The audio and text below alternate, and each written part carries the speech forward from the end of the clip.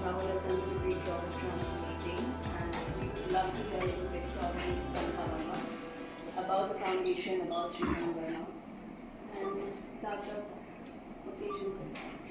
Thank you for this lovely translation, and thank to Westland Books for launching this, and we look forward to have it in many all over the country, and of course outside of India also.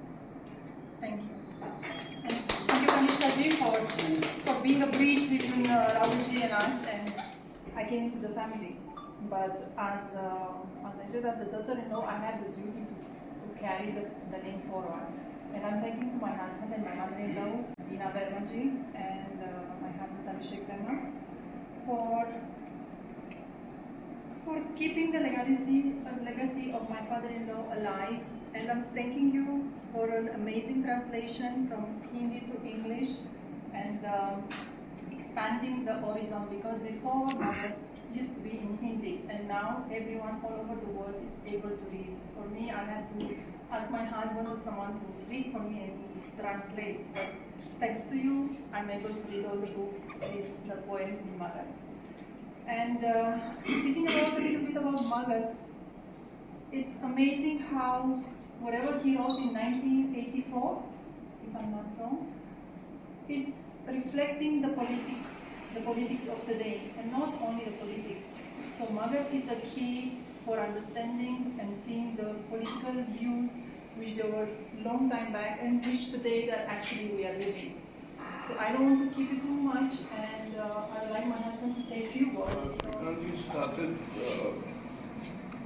creating Magadh. It was 1978. I was a 10-year-old boy. I didn't have much sense for poetry, deep thought. But when he finished Magadh, and this was finally created in 1984, and he was in discussions with Rajkamal Prakashan, who was the first publisher in Hindi. Then I went through the script. In 84, I was 16, and it was then when I read through Magadh, and I immediately connected. It was like a time machine for me. Not literally, but metaphorically. It took me back to Magadh, Hastinapur, as you said. And as you said, it wasn't really in the same. It was like 2,000 years, 1600. So the time was different. So initially, it was difficult for me to understand. However, I asked my father exactly how to connect, and he told me, and I understood that this was a political satire. He was a politician and a poet, and he had this conflict in his mind. He was the General Secretary of Congress Party, and also the spokesman, the only spokesman. Now these days you have one spokesman for every TV channel. Back then you had one spokesman for the entire party who had a briefing at 4 o'clock in the afternoon at the AICC, and at that point. But back home, you will have this conflict that, why am I doing this? I'm not cut out to be a politician. So you had this constant conflict, and I think it was Magadh was actually an implosion of his thoughts, which channeled into a book or a poetry collection. And if you see, it is about decay of a system, not a civilization, but decay of systems, like Vicharo Kami hai, Hastinapur, there's a book, there's a poem called Shakta. So all these are manifestations of his thought process, which was arising out of the contradiction and conflict of being a poet and a politician. And now all the poems, the entire collection actually makes sense. One was to not read it as a history marker or anything. It's actually, as Rahul said, it's it's about the system. That's all I like to say. So, and when you buy the book and you go through it, you will travel through time, but the time will be constant. It's like what's happening today is exactly what was happening 2,000 years back. So there'll be a lot of commonality of decay, and I hope you enjoy the book. And Rahul has done a great job. In between, and I think in 1985 or 86, Pete Deshnandi had translated one or two poems and published them in the Illustrated Weekly, where he was the editor. But then he just translated a few poems here and there, but not really the entire collection. So Rahul and Rahul has done a great job. The first edition was printed in 2013-14.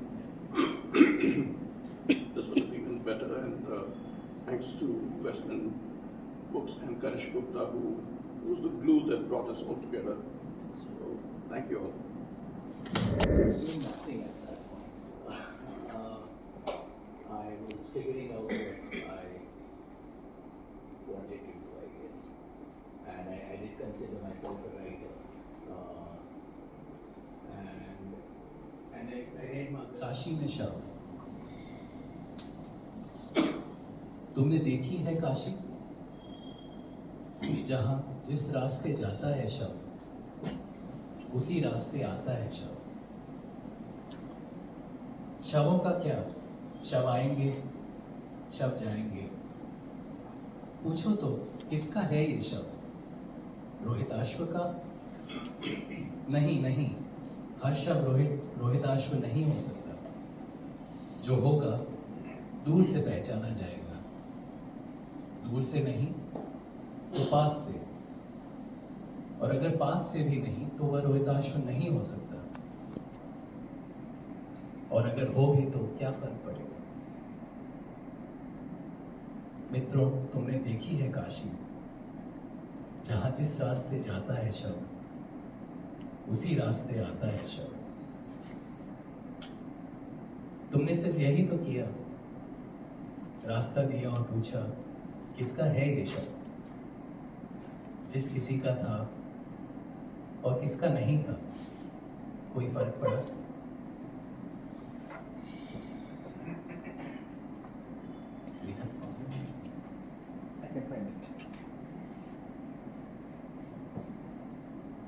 Corpses in Kashi. Have you seen Kashi, where corpses come and corpses go by the same road? And what of corpses? Corpses will come, corpses will go. Ask then, whose corpse is this? Rohitashwa's? No, all corpses can't be Rohitashwa. His corpse you will recognize from a distance. And if not from a distance, then from up close. And if not from up close, then it can't be Rohitashwa. And even if it is, will it make a difference? Friends, you have seen Kashi, where corpses come and corpses go by the same road. And this is all you did. Made way and asked, whose corpse is this? Whoever it was, whoever it wasn't, did it make a difference?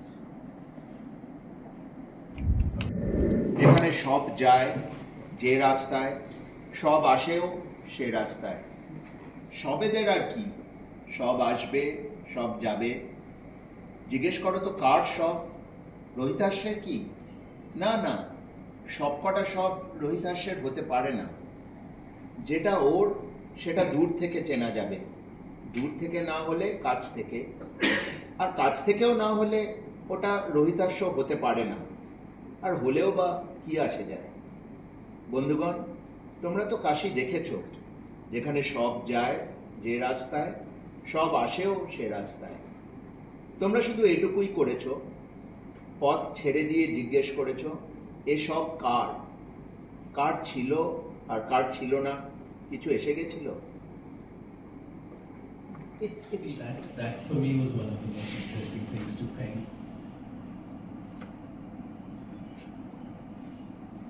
use the same sentences, to use the same structure, the same stanza, but the meaning shifts slightly or the tones shift slightly in the repetition. yes. So yes, the same words are being used, but now the meaning has shifted and the voice tone has shifted. The tone has shifted, maybe not the meaning so Yeah. much, but yeah, the tone. has Because shifted. of what has come before it, it is now informed with that. Exactly. So were you tempted to slightly tweak anything to sort of show, because sometimes you want to bring out the difference a little more palpably? I think if I remember correctly, it's been a while. Some of my earlier drafts did kind of do that, but again, I think over the course of the revisions, I learned to trust also the original more. And yeah, that was, I think, one of those key moments, and I think my editors at Almost Right, they helped me see that, I think, more than I did my message. One is young and full of arrogance. The other interesting thing that I find that happens here is that kind of the sentence structure that is almost riddle-like. जो होगा दूर से पहचाना जाएगा, दूर से नहीं तो पास से भी नहीं तो, and on. There's that almost circular logic to those sentences. And then he demolishes his own. Right. It's constantly right? doing that. Yes. Yeah. I think those were the two key kind of strategies, as it were, that he employs through most of the poems. Which was really crucial to recognize. I think Kundera talks about repetition in some of his essays on translation, and he does these compares sentences out of Kafka, I think, or whole paragraphs out of Kafka, where he shows us how various English translators have completely ignored the repetition, and that's one of the things that English perhaps doesn't encourage so much. One likes to, or one is trained to avoid repeating, use synonyms as much as possible. And so it was interesting for me to kind of learn to then maybe make use of or properly deploy repetition as a tool of language. I think where you really succeeded brilliantly is that although you've chosen repetition as an incantatory form with deference to the original text, as you said, it doesn't sound awkward in any way. It doesn't do the things for which English language editors tell people not to repeat words. So it's both, it points, you as a reader, you're aware of the repetition, but it doesn't strike you as awkward or lazy in any way. Yeah, that's what took 5 years. I find it hard to believe that you took so long over these poems. Because don't I know, but don't they write themselves when you're translating? If you know what I mean. You're in a bit of a trance, isn't it, when you translate these I poems? thought they did. I mean, first draft. I couldn't call it a first draft. Actually, I couldn't call it a draft, but the first draft for techniques, let's say, that happened in maybe a month or so. Or stuff I was reading. Yeah. It's the revisions and then so yeah, I do feel ownership of these poems in English. Much more than say I would have say I don't know the roof beneath their feet perhaps. There's a beautiful, I'm sorry for interrupting, but there's a beautiful story that I once read which always talks to me about who owns a piece of work, which is that an academic writer had once written a book in which she quoted a little girl who had recited a poem and said that this is my poem, and had actually told her husband. And her husband had told her, and she had put it in the book, that this was actually a poem written by a 12-year-old girl. And then after the book came out, a number of people jumped down her throat and said, don't you know, this is a poem by Mahmud Darwish. This is not a poem by this 12-year-old girl. And so she, of course, corrected it. But Mahmoud Darwish, who was alive then, heard about this and said, it has always been my ambition to write poetry that little girls will claim as their own. So, in a way, I think all claims on great literature are legitimate. If you feel that you have created it, I think it's truly great then. If it was mediocre, you wouldn't make that claim. That just gets many editions in English as well as Hindi. Please start by buying one now. So, like, there are so many references here that maybe someone from, because I'm young and people in my generation probably don't know much about these places at all. I didn't a lot because I had to Google it constantly when I was writing Hindi. So, will an edition benefit with like scholarly copious notes if we put it there? It's a question I've considered many times, I think, and I think the answer is no. I don't think it's meant to be read as in that kind of particularity necessarily. I mean, it helps. That might be one of the readings that you do, but these are meant to be markers. These are meant to be like totems of a kind of a presence that was a grandeur that existed, and now it doesn't. And I think even just having a sense of that, which the poems in themselves give you very clearly, I think that is enough to see what these poems are talking about.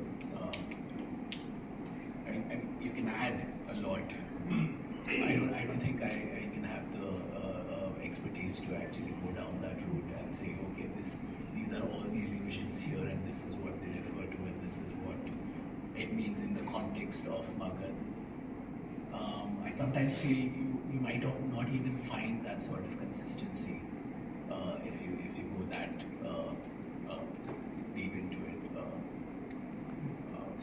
Yeah, so I don't think it's necessary, which is why I think eventually it was a conscious decision to keep that sort of stuff out. And we have Google, everyone has Google.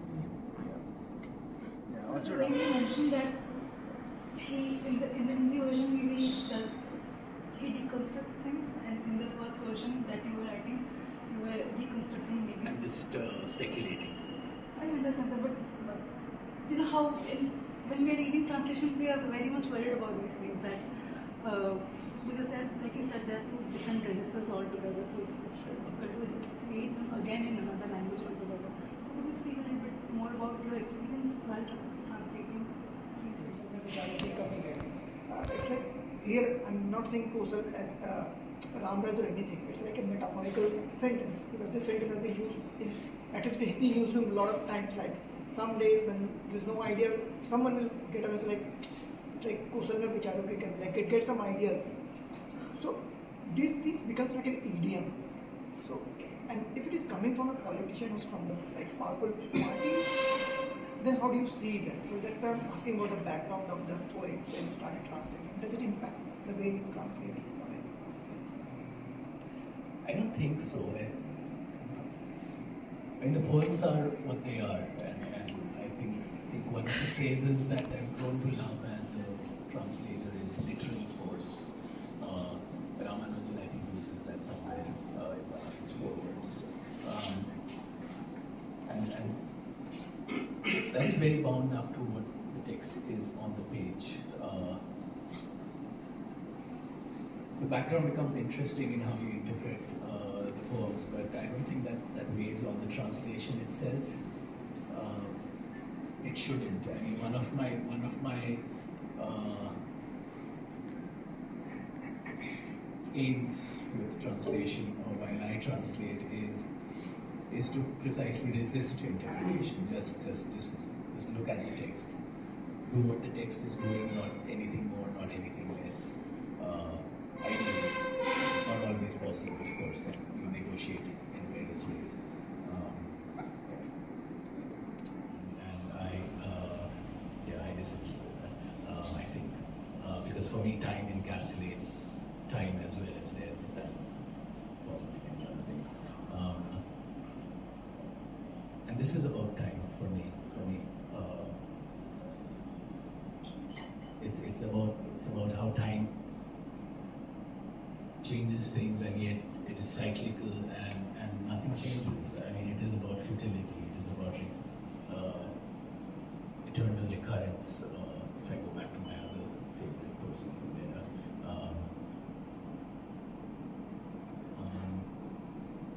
And yeah, no, that's something that's been, that at that point at least was an obsession with me philosophically. Just the idea of futility, and that is something the collection keeps coming back to, and that is also tied up with time, isn't it? So time or Kal, of course, Kal is a very loaded word nowadays, with different kinds of adjectives to qualify it these days. But it's very interesting that you talk about Kal as being both time and death being subsumed in time, because give everything time, enough time, and it will die, right? So in that sense, time and death go together in throughout this book, doesn't it? Almost all the poems. Throughout. And there is also a particular poem that talks about Magadh. There is. Yes. There is. Do you want to read that one while we are there? Yeah. And indeed, the places that you mentioned, that Shrikant Verma mentions, all the places through which the poems pass, these are names we know. If we know them, we have some idea of the history of the geographical landmass that is now called India. And yet these are not those places. Or they are those places. But they are those places, but they're also something else. Yeah, I mean, as you yourself have translated, this is not the Magadh you've read about in books. This is the Magadh that you, like me, have lost. And so, yeah, in my reading at least, all these places, all these civilizations or empires, they're not necessarily the mythical or geographical or historical places, but they're just markers of loss and decline and the inevitable kind of decadence that any power is subject to, I guess. Loss and decline after the grandeur which they were imagined and created. And a loss and decline that is perhaps not acknowledged by everybody. It only the poet sees. Yeah. Maybe. Yeah. Okay, do you want to read the Mahakal? This is definitely more fun. कृपा है महाकाल की, that's the one. Yeah. आधे रोते हैं आधे हंसते हैं, दोनों अवंती में बसते हैं, कृपा है महाकाल की. आधे मानते हैं आधा होना उतना ही सार्थक है जितना पूरा होना. आधों का दावा है उतना ही निरर्थक है पूरा होना जितना आधा होना. आधे निरुत्तर हैं आधे बहसते हैं, दोनों अवंती में बसते हैं, कृपा है महाकाल की. आधे कहते हैं अवंती उसी तरह आधी है जिस तरह काशी. आधे का कहना है दोनों में रहते हैं केवल प्रवासी. दोनों तर्क जाल में फंसते हैं, दोनों अवंती में बसते हैं. हंसते हैं काशी के पंडित अवंती के ज्ञान पर, अवंती के लोग काशी के अनुमान पर, कृपा है Mahakal. Wonderful. You want to read? Is Meenakshi Thakur, who is Rahul's editor. She had a family bereavement, but I would request Karthika, our publisher from Westland Books, to say a few words about this book. Nothing much to say. You can hear me? Yeah? Okay. No, I just want to say thank you because we took a while to get here to this point of actually being able to publish the book, but it's been so well worth the journey. Rahul, you're in publishing in so many ways. You know that the two things that people keep saying are the most difficult to do is poetry, I mean one of them, and translation, the other. For years, it's been a struggle. Now we've got to a point where I think we can actually talk about translation as not such a struggle, but poetry has always been a struggle. And I was just listening to all of you talk about this and saying when I read Magadh, the version that Rahul has translated, it felt like, here's the answer. I mean, this is why you publish, right? This is why you publish books, this is why you publish translation, this is why you publish poetry. It's a magnificent work. It's a magnificently translated work. Gives so much joy, so much to think about. I mean, it just does everything that a great book should do. So it's just wonderful to be here and to have you talk about this, Arunava. I didn't know you translated some of Shrikant Verma's work as well. Well, all of them actually. All of them. We used to talk about translation. Everybody would be like, really? Arunava really believes in this, but it's going to work. Like, nobody was so sure about this. But you stuck with that for so long and just like championed translation and publishing. And so this is actually like kind of a celebration of all of those things, I think, that happened. So thank you all for being part of this. Glue number one, glue number two.